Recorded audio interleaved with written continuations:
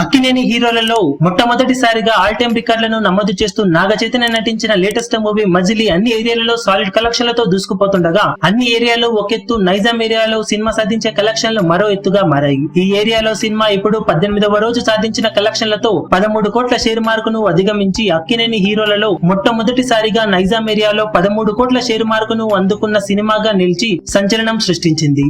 ఇక బాక్సాఫీస్ దగ్గర ఈ సినిమా 17వ రోజులు ముగిసే సమయానికి వరల్డ్ వైడ్ గా 61 కోట్ల గ్రాస్ మార్కును అధిగమించి సంచలనం సృష్టించిన విషయం తెలిసింది.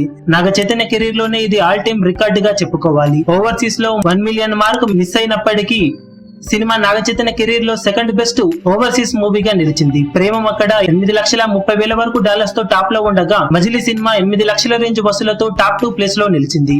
ఓవరాల్ గా సినిమా బాక్సాఫీస్ దగ్గర 18వ రోజు సాధించిన కలెక్షన్లతో టోటల్ వరల్డ్ వైడ్ షేర్ 37 కోట్ల మార్కును అధిగమించనుంది. బాక్సాఫీస్ దగ్గర ఇదే విధంగా సినిమా లాంగ్ రన్ ను కంటిన్యూ చేస్తే 40 కోట్లకు చేరువయ్యే అవకాశాలు మరింతగా ఉన్నాయని చెప్పాలి. సినిమా మొత్తం మీద 3వ వారం మొత్తం ఇలాంటి వసూలతోనే సాధిస్తే 4వ వీకెండ్ లో ఆ మార్కును చేరుకునే అవకాశాలు ఎంతైనా ఉన్నాయని చెప్పవచ్చు.